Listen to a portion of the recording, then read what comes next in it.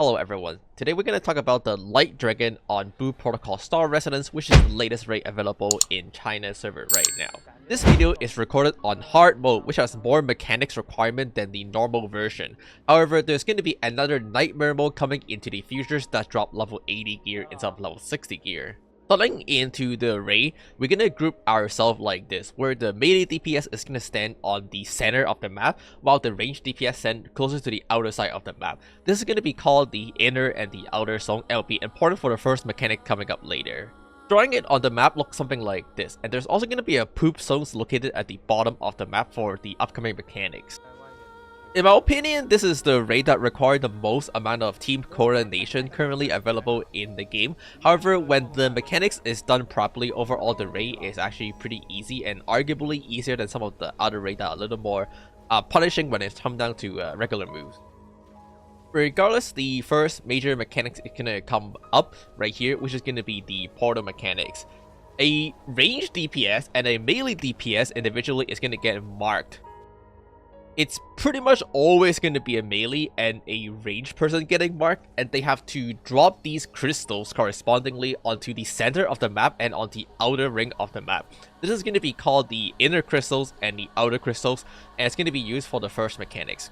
The dragon is going to then fly into the sky, and you have to open the crystal to create a safe zone before it lands so you don't get knocked away. You're also going to see another team member being marked here.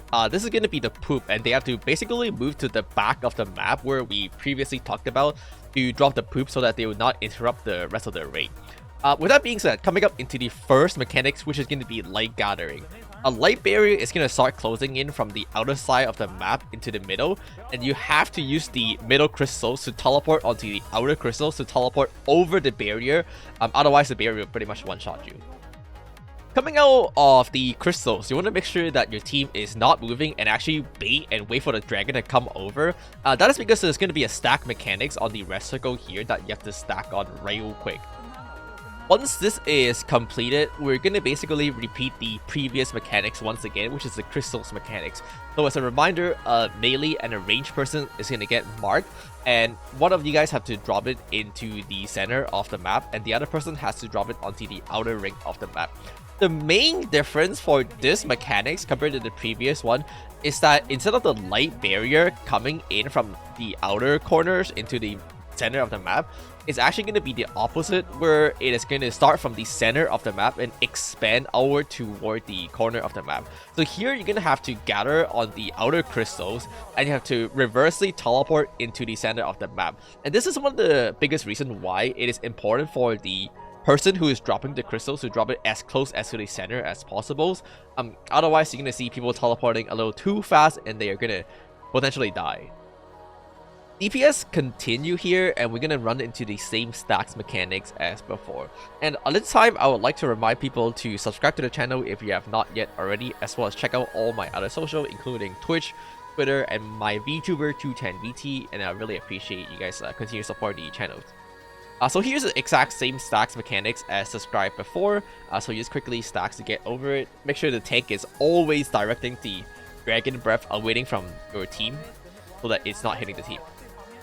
So here comes the second mechanics, which is going to be the Crystals Islands. So your team is going to split into two. They're going to fly onto the yellow crystals and to the purple crystals. One team is going to get assigned to the yellow crystals. The other team is going to get assigned onto the purple crystals. Your two separate teams have to coordinate your DPS to break these crystals at the same time.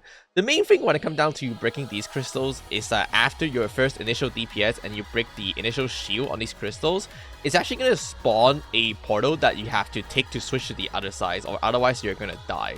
So what end up actually happening is that the team initially start hitting yellow, and then you're going to switch to the purple crystals, and the other team who initially start hitting the purple crystals will switch to hitting the yellow crystals. Once again, it's important to coordinate the DPS here so that they're broken at the same time.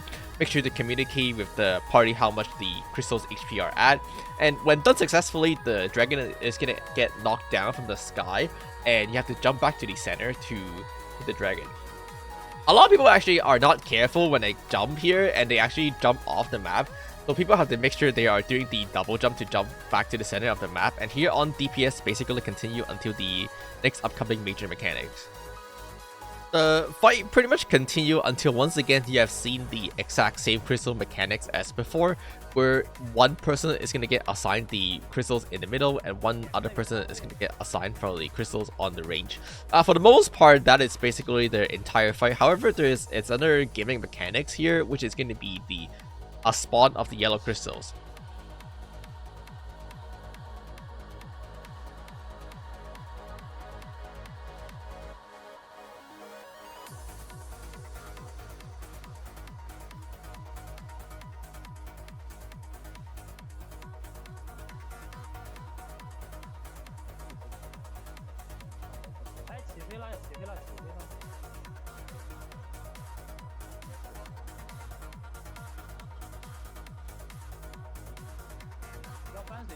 The dragon is going to spawn all of these yellow crystals all scattered across the map, and after a short while they're going to explode. The main mechanics here is for the team to move the crystals away from the center of the map to create a tiny bubble, which is going to be called the safe zones. So the team can continue DPSing and not die to the explosion. Once the explosion happened, we're going to have the exact same light barrier mechanics as before. So the light barrier is going to come from the outer ring of the map into slowly closing into the center of the map, and get to teleport over the barrier using the 2 crystals portal. By interacting with the middle portal, you're able to teleport onto the outer portal, and this is the exact same mechanics as before. At this point, it's pretty much just a DPS until the boss die and perform the same mechanics as before.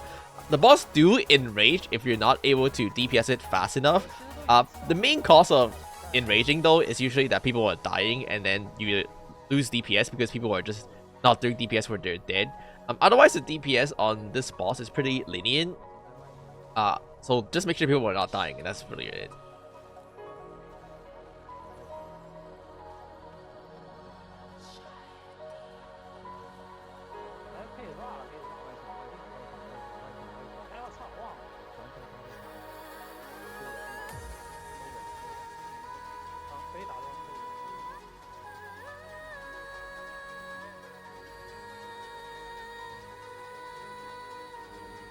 Beating the Dragon Ray gives you access to raid gear, which has a 4-piece set, as well as guarantee the stat on it.